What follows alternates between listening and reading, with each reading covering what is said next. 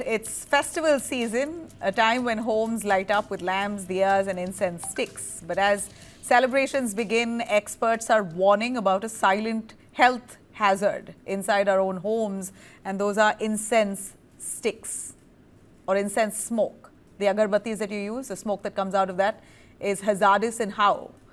Delhi is bracing up for its annual stubble burning season that worsens air pollution every October and November. And now pulmonologists are drawing attention to another source of indoor pollution, and those are agarbattis. A study has been published in Clinical and Molecular Allergy that's found that burning incense can generate over 45 mg of particulate matter per gram. In fact, cigarettes, on the other hand, produce about 10 mg per gram burned. So imagine the difference. It's like literally smoking 4 cigarettes, 1 agarbatti. This indicates that incense burning can release significantly higher levels of particulate matter compared to smoking. Incense sticks contain aromatic plant materials, resins, and essential oils. And when burned, they release pollutants including PM 2.5, carbon monoxide, nitrogen dioxide, sulfur dioxide, VOCs, and PAHs and whatnot. These pollutants lead to respiratory issues, allergic reactions, and increased risk of respiratory cancers. In a recent Instagram video, which has now gone supremely viral, Dr. Sonia Goyal, a lung specialist known for her work on asthma, COPD, and sleep apnea, has explained how incense smoke can damage our lungs. Even occasional exposure, she warns, can really trigger coughing, allergies, or even breathing difficulties. And daily exposure is even worse to incense smoke. It increases the risk of long-term lung complications, especially when it's lit in closed, unventilated spaces. Children and elderly and people with asthma or weak lungs are the most vulnerable.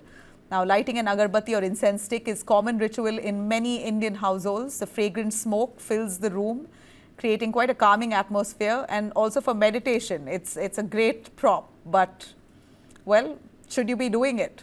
Is this okay on a daily basis? To bring us a little more in detail is the lady herself, Dr. Sonia Goyal, who shed light on this, pulmonologist. Thank you very much.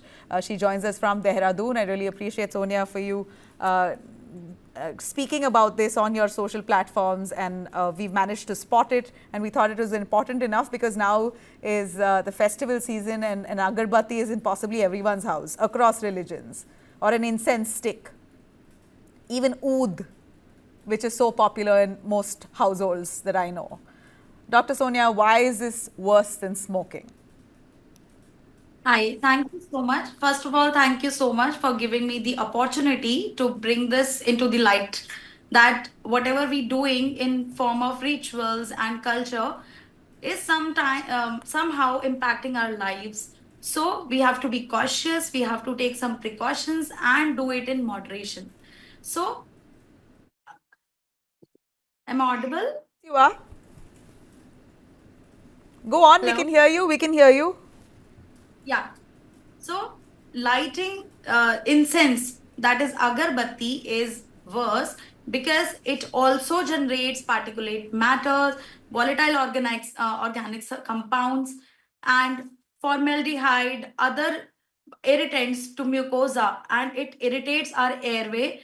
It can trigger our asthma, it can trigger our COPD, acute exacerbation, and if you use it daily and you use it regularly for a longer period, it can also cause COPD. No, now what do you suggest? I mean, people use it on a daily basis at their homes. Do you suggest that you can use it once a while, or you've got to keep all your doors and windows open? Any hacks that one could indulge in to ensure that they're because people are so used to an agarbatti at home. I know a lot of people who do puja at home, and an agarbatti a day is almost as if it's incomplete without it. So Of how course. can you use it without having to worry? Yeah, you can use some precautions like use it outdoors, or if not possible, have a proper ventilation in your home and have a big area to light these incense sticks, and also in moderation. Don't overdo it, don't do it regularly, like once in a while is okay, but it is not safe. And the space should be big enough. It should outdoor. It should be outdoor more preferably, and if you can avoid, it is the best thing. My question then also then I would also ask you if candles are safe then, because you have a lot of these flavored fragrant candles that people use for after dinner. You light a nice fragrant candle because you want the smell of all the masalas to go away, and this has also become a habit and a culture in most households. I also use a lot of those candles. Is that okay? No, but if you do it, then stop it right now, because artificial scented candles are also not safe. The alternative options are beeswax candle or soy candle. These are much safer option and also have less smoke. But smoke of any kind is unsafe. So you have to be cautious. अगर आप, and if you are using the artificial one, that is the more unsafe options. Things like oud, bakur, these are also things that also fall in the same category because they're also being burnt. Yeah, on my post also, I got Sambrani. I Yeah. got so many comments for Sambrani, which also has, yes, it has less chemical additive chemicals, but it is also producing smoke, and which is not safe in, especially in a household which has poor ventilation and which has a very small area, and who have vulnerable groups. Vulnerable groups are children, elderly, and already who have pre-existing lung diseases. All right, so that's the target group. If you're vulnerable, if you have those issues, then it's about time you stop going anywhere near a burning agarbatti. But I really appreciate Dr. Sonia Goyal, pulmonologist, for shedding light on your post, and through you, we could also give our viewers this important piece of information. Thank you. But the most important thing I would suggest, Yeah. if you can go for a diffuser, the essential oil diffuser, these are the Okay. best option.